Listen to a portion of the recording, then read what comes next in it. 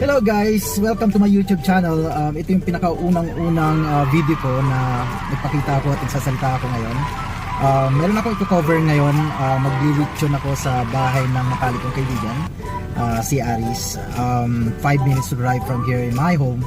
Nag-request kasi siya na magpapalechon siya ng lechon manok. This is a Pinoy lechon manok na gagawin namin sa oven niya. So actually ito yung lechon manok na yon, na marinate ko na siya. Pakita ko sa inyo. So eto siya. Simple yung pagkakamala. 5 hours marination. So come and join with me hanggang sa maluto. Titikman natin kung gaano kasarap. Patitikman natin sila ng special lechon manok. Okay? Yan, so nandito na tayo. Malapit na tayo sa bahay niya. Let's see.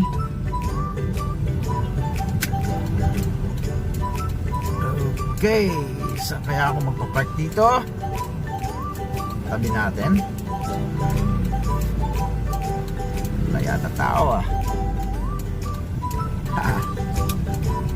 Okay, this is it. Right here.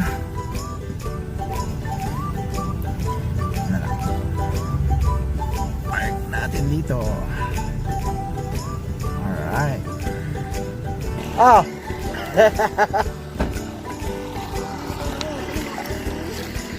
Ha? Kamusta ka sa mga viewers ko, bro? Yo! What's up? Welcome to my home. Sabi mo. Welcome to my humble abode. Alright, dito na tayo. Okay. Ikaw na nag-car wash yan? Yes. Aba, lupit Talaga? Ano yun? May power spray ka? Meron akong power spray. Ito, may vacuum. Oh? Exercise to, exercise. Kaya nga, at least nakatipid na sa car wash, di ba? Pwede ka na magpatayo ng car wash dito. Hindi totoo yan. Bola lang yan. Mga karusing, dahil tagulan.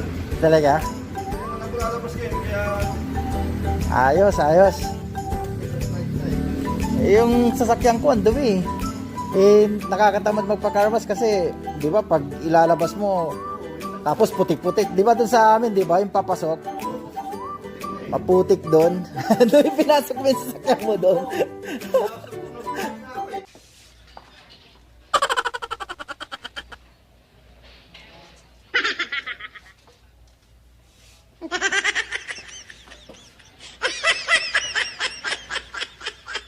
A few moments later.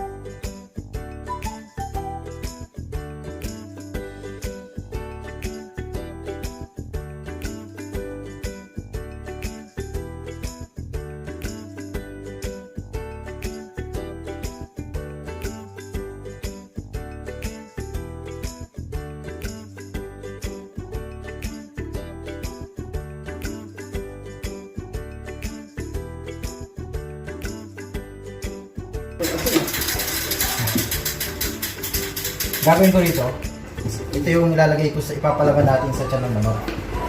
So, mangyayari, pag iniiyaw mo yung manok, yung juicy ng manok, ma-absorb din dito, tsaka sa beans. So, pagka naluto na yung lechon manok natin, so hahanguin ko rin yan, ano ba, chinap na natin, pinayak na natin yan dyan.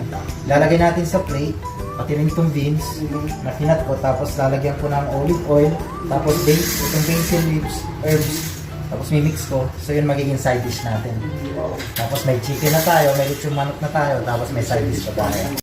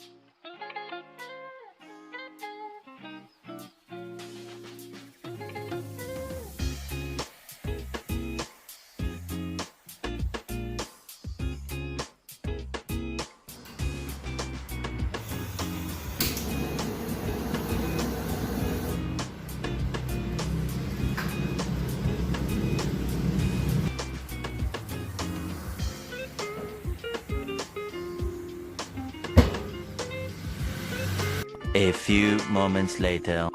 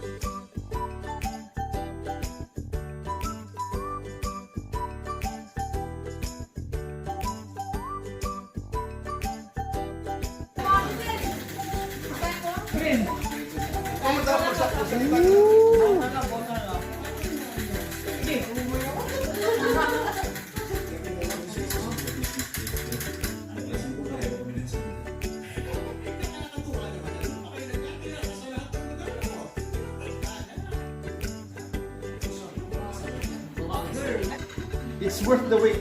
So delicious. How is it? Really, really good.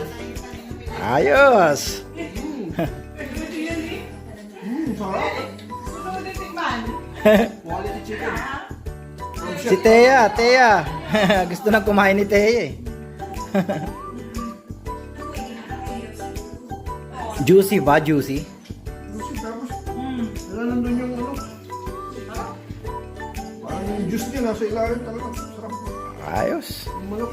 Eh yung ano, tikman mo nga yung side dish natin. Kung lasahan mo yung aroma niya. Tsaka olive oil. Mabango. Abango? Ayos ba? Nalasa bro. Ayos. Perfect. Okay, go. Follow nyo lang si brother ko. Ano ba yung ano? Ating channel. Food Explorer. Food Explorer ha. Mag-subscribe kayo sa kanyang channel. At check, marami kayong matututunan. Okay, thanks.